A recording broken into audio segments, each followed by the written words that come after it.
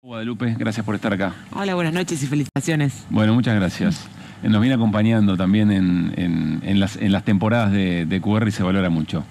A ver, antes de meternos en temas del Senado y sobre todo en la política de la Ciudad de Buenos Aires, déjame preguntarte como legisladora de este Congreso, ¿qué mirada tenés sobre las características que tuvo la sesión de hoy en diputados? A mí me da tristeza, porque me parece que hay que honrar el espacio del Parlamento, hay que honrar con formación, con conversación. Poco le podemos pedir a la sociedad que busque consensos y se trate bien si en el ámbito donde están los representantes del pueblo es a los gritos, con chicana, con arenguen y griten. A mí no, me parece que no suma, me parece que hay como una estrategia deliberada de seguir lastimando la representación política. Y la verdad que yo no creo en eso. Claramente en la representación política tenemos un montón de cosas ¿Planificado o como daño colateral? No, yo creo que es parte de un continuo, hace 2 años, 3 años que venimos con la casta, la política. No somos todos iguales. Claramente en el Congreso la mayoría no estamos por ese carril. Aún con las diferentes opiniones no hay eso. De hecho, claro, pensando en la Argentina de manera distinta. Sí, y la verdad que es difícil. Yo le puedo decir a mi hijo de 16 años que no tenga esa actitud si ve que los representantes que salen en la televisión y que supuestamente tienen una vocería relevante se tratan de esa manera, es todo sucio, arengáyase a propósito. No está bueno. Guadalupe, el gobierno ya tiene el aval del Congreso respecto del DNU para ir a la negociación con el fondo. Se necesita, como explicaba Mauricio Caminos recién, que una sola Cámara avale eventualmente el decreto. De todas maneras va a ir a tratamiento en el Senado, es decir, por formalidad. Sí, debería venir, y es una de las cosas que nosotros en algún momento planteamos, que es mucho más fácil aprobar un decreto que una ley. Para que la gente entienda, la ley tiene que ser aprobada por diputados y por senadores. El decreto, o sea que el presidente no tiene facultad de legislar, sino que, salvo que sea por urgencia, basta con que lo apruebe una Cámara que las dos. Entonces es como algo que está mal, está como desequilibrado. Efectivamente, una vez que el decreto está aprobado por una de las cámaras, ya tiene fuerza de ley. Debe venir en este punto casi por formalidad el Senado. Si el Senado no lo aprueba, no cae ese decreto. Bien, aunque no sea por los puntos, o si hubiera sido por los puntos, supongo que votarías lo mismo. ¿Qué hubieras hecho con tu opinión, con tu voto? A mí me gustaría que no estuviésemos pidiéndole plata al fondo ni teniendo que renegociar nada, absolutamente nada. También es cierto que si la Argentina no se encuentra refinanciando los términos y condiciones, la Argentina no puede pagar nada. Y cuando te pasa eso, los únicos que pierden fundamentalmente son los argentinos. Yo resisto archivo, yo voté a favor del acuerdo del Fondo Monetario Internacional del gobierno de Alberto y Cristina, con ese mismo argumento. Me parecía que estaba mal, que me hubiese encantado que la Argentina no tenga esa situación, pero la realidad es que si vos te desenganchás, caes en default, los que pierden no son los empresarios multipoderosos que tienen la plata afuera. Rechazar el decreto, no, así que rechazar el modo, no significa rechazar un acuerdo. Exactamente. Entonces, esa es la situación. Ahora, lo que rechazo es el modo. Y de hecho, yo ayer le dije a un funcionario del gobierno que estaba justo con lo del DNU con el área de bicameral del DNU, que le digo, una picardía, porque la verdad que hubiesen encontrado claramente en el Congreso un acompañamiento de esto, porque lo hicimos la otra vez. Ahora, casi que hay un ejercicio de provocación. De nuevo, casi como un ejercicio de provocación bueno, lo mando por DNU, casi como una forma de seguir peleando con el Congreso.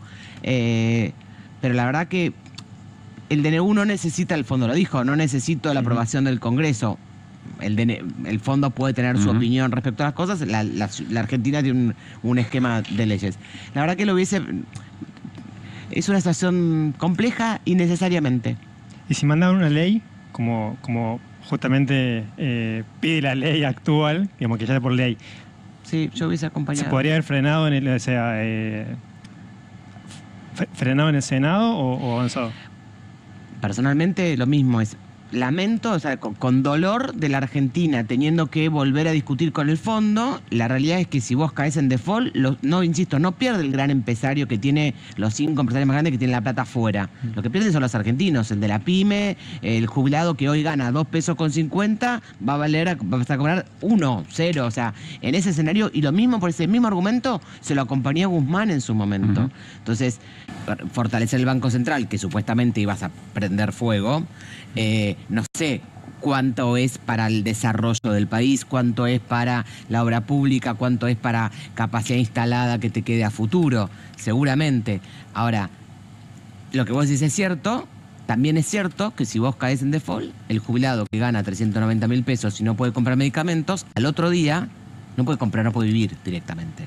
Y la pyme que hizo una pequeña inversión, menos. Esto que plantea Guadalupe, recordemos, fue incluso la discusión dentro del propio bloque de Unión por la Patria, frente a Unión por la Patria, de los que decían hay que sentarse, hay que hacer una negociación y patear para adelante acuerdos es valioso, no podemos entrar en default, y los que decían no. Sí, durante el gobierno de Por eso, de el gobierno Cristina. de Alberto Fernández. Sí, sí, pero la verdad que lo pregunto porque si bien no soy una especialista, no tengo recuerdo de algún acuerdo con el fondo que nos haya mejorado la vida. Eso es lo que digo. De hecho, el último es de un gobierno del PRO. Sí, por eso. Así Pues fue también. yo puedo criticar, te insisto, tampoco soy economista, así que menos, no soy la cunza para poder de variables económicas, pero cuando vos votás entendiendo, al menos yo, el impacto que tiene cuando yo levanto la mano respecto a la realidad de la gente.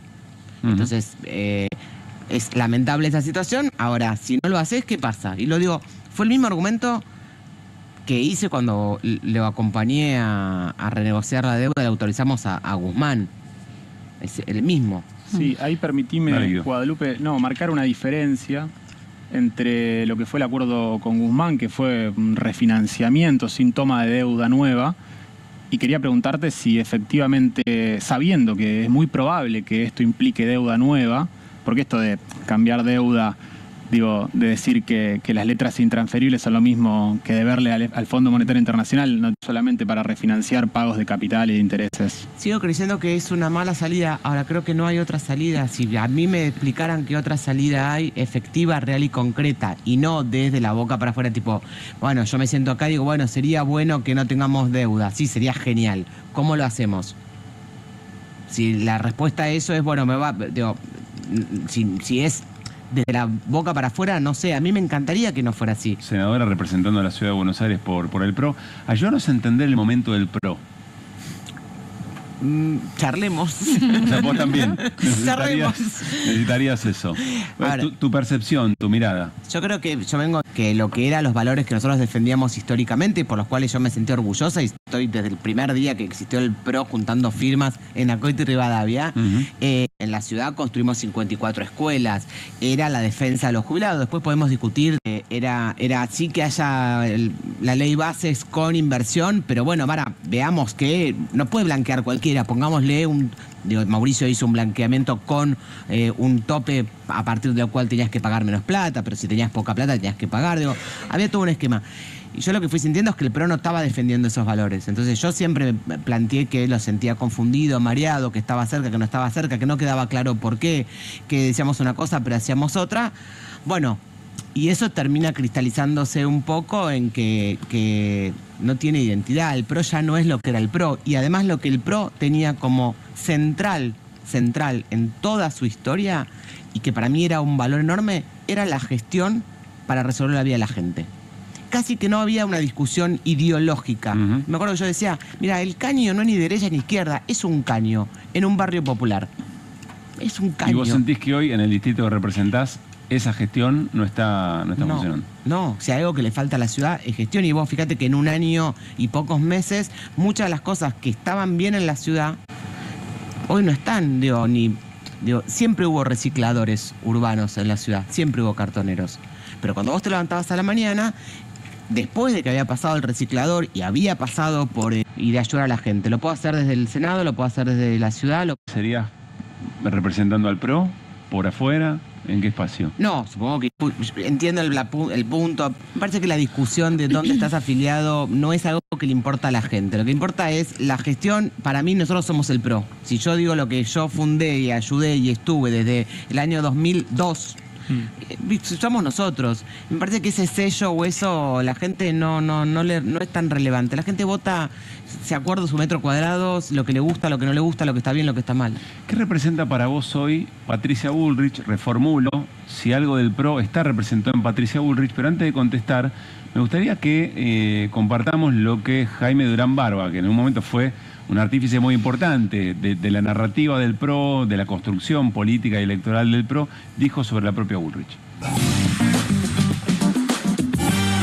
actitudes como las que ha tenido Patricia Bullrich con la señora a la que golpeó el policía, con el fotógrafo que fue atacado, no eran propias del PRO, son actitudes muy extremas de culto a la violencia que al votante normal del PRO no le gustan. ¿Qué haces con eso? ¿Te pones del lado de Milei y de Patricia diciendo sí, rompan la cabeza a cualquier viejita que pase por la calle? ¿O recuperas los antiguos valores del PRO y te pones en la oposición? Pero si estás en la oposición, ¿cómo eres ministra de Seguridad? Están en un callejón muy complicado quienes permanecen en el PRO. Yo creo claramente en un PRO que puede distinguir, o al menos lo que éramos nosotros, podés distinguir perfectamente entre una jubilada y un barra brava o alguien que está prendiendo fuego a un auto de la policía. El que está prendiendo fuego al auto de la policía hay que detenerlo, a la jubilada no. Nosotros hemos hecho marchas en la ciudad donde podíamos distinguir eso. Claramente no son los valores del PRO. No es un valor del PRO, no fue un valor nuestro en la gestión nunca, la violencia como resolución, provocar, porque vos a la policía... ¿Vos viste a la policía provocando el miércoles pasado? No provocando. La decisión política, vos a la policía, que es un organismo que responde a una directiva política, no son libres pensadores. Lo que ellos tienen la indicación de, como hacíamos en la ciudad, controlen, que no haya disturbios, no provoquen, tengan paciencia, en la ciudad no iban con armas, tratemos de que esto se pueda manifestar y sea lo más pacífico posible. En la otra no, la otra parece como que directamente no los dejen marchar. Hay una diferencia entre la libertad de expresión y romper todo, pero también hay una diferencia entre controlar y que no haya disturbios y pegarle a una jubilada porque te está haciendo así con el hombro. Es una jubilada.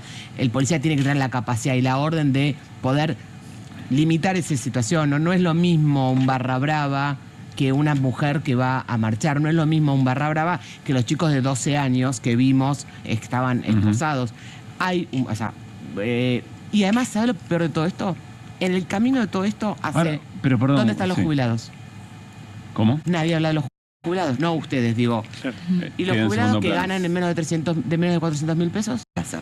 Ganó tiempo, perdón, ya que estamos. Ganó tiempo de acá 2 semanas. Sí, creo que lo está, pero está bien, porque mi postura respecto a que los jueces no se nombran por decreto.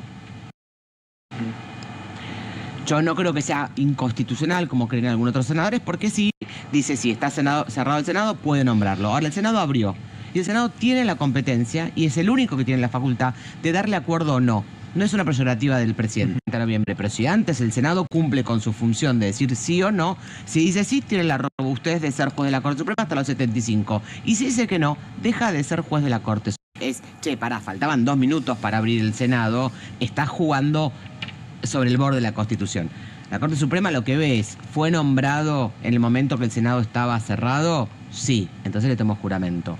Lo mismo hizo con Ariel Dijo, ¿usted qué dice? Que cualquier juez de la Corte Suprema tiene que renunciar a un cargo anterior. Señor, usted no puede tomar juramento, tiene que renunciar.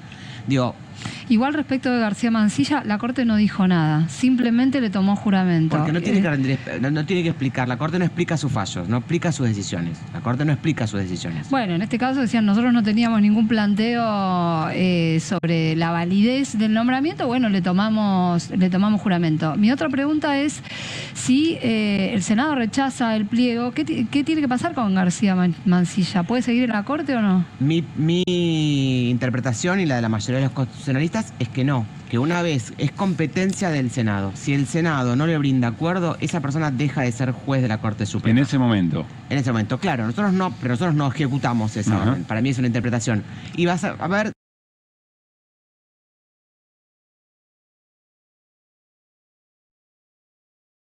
Que